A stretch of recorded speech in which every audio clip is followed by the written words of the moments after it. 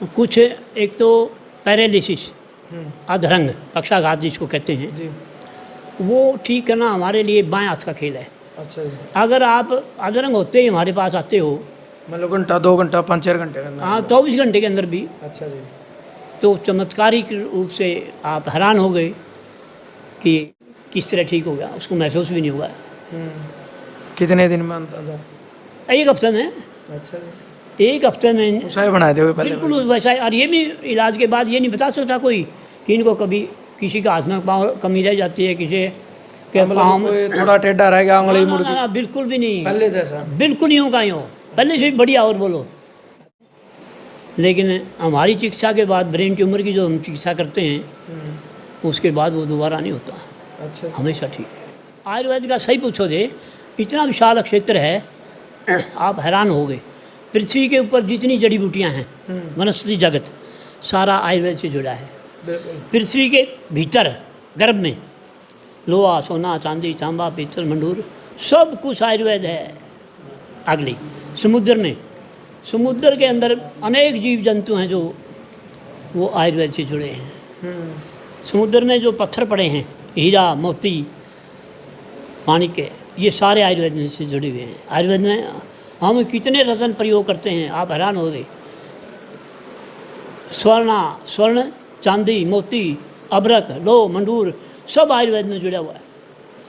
अच्छा, आकाश के अंदर जो आकाशीय पिंड हैं जिनको ग्रह नक्षत्र कहते हैं, उनसे भी हमारा आयुर्वेद जुड़ा हुआ है। अच्छा। हाँ जी, कई अनेक ऐसी औषधियाँ हैं जो विशेष नक्षत्र में तैयार की जाती हैं। जैसे पुष्यानुग चूर्ण है, जब पुष्य नक्षत्र होगा नहीं, उसी में तैयार होगा वो यूँ नहीं भाई अभी बना लो ना। अच्छा। हाँ, और फिर उसमें भी दिन में होगा, रात में होगा? वो सब अलग अलग व्यवस्था है। कौन सी दवा किस नक्षत्र में तैयार करनी है आपने, ये विधान है। और पूर्ण फलप्रद है वो। पुष्यानुग चूर्ण जब दोगे उसका तुरंत फल मिलेगा आपको।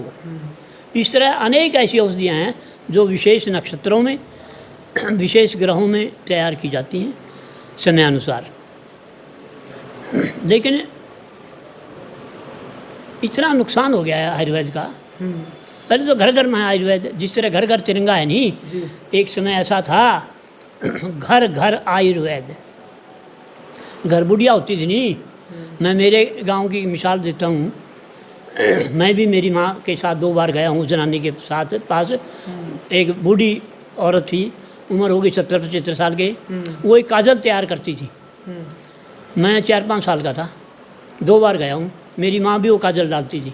मेरे गांव में किसी भी औरत की आँख नहीं बनवानी पड़ी जब तक उसने काजल डाला हो। हाँ, कभी शायद ही किसी को चश्मा चढ़ा हो।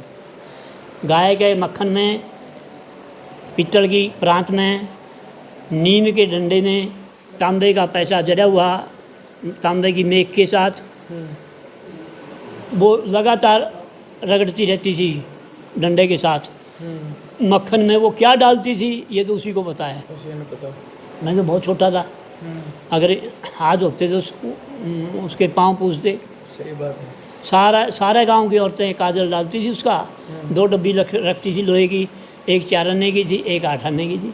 अच्छा जी। हाँ, काजल डालो, ना चश्मे चढ़ेंगे, ना आँखों की रोशनी बिनाई कम होगी। किसी भी गांव में मतलब ऐसे ही औरत नहीं थी जिसने कभी आँख बनवाई हो।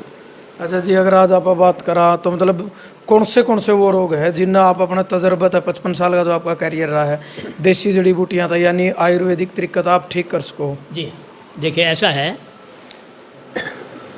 वैसे जो प्रसंगवश आते हैं रोगी, कुछ एक तो पैरालिसिस, अधरंग, पक्षाघात जिसको कहते हैं, जी। वो ठीक करना हमारे लिए बाएं हाथ का खेल है। अच्छा जी। अगर आप अधरंग होते ही हमारे पास आते हो, मतलब घंटा 2 घंटा 5-4 घंटे करना है। हाँ 24 घंटे के अंदर भी, अच्छा जी।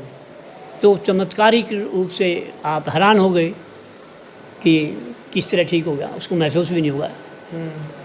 कितने दिन में अंदाजा? एक हफ्ते में, अच्छा जी। एक हफ्ते में उसाए बनाए थे वो पहले? बिल्कुल वैसा है। और ये भी इलाज के बाद ये नहीं बता सकता कोई कि इनको कभी किसी का हाथ में पाँव कमी रह जाती है, किसी के पाँव में कोई थोड़ा टेढ़ा रह गया, उंगली मुड़ गई, बिल्कुल भी नहीं, पहले जैसा? बिल्कुल यूँ का यूँ, पहले से भी बढ़िया। और बोलो, अच्छा जी। हाँ, पक्षाघात है, कुछ ऐसी बीमारियां हैं, ब्रेन ट्यूमर, दिमाग में फोड़ा, दिमाग में, हाँ। फोड़ा।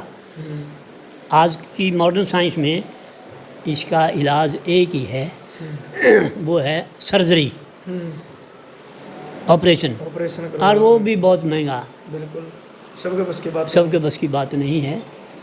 लेकिन हमारी चिकित्सा के बाद ब्रेन ट्यूमर की जो हम चिकित्सा करते हैं, उसके बाद वो दोबारा नहीं होता, अच्छा, हमेशा ठीक है।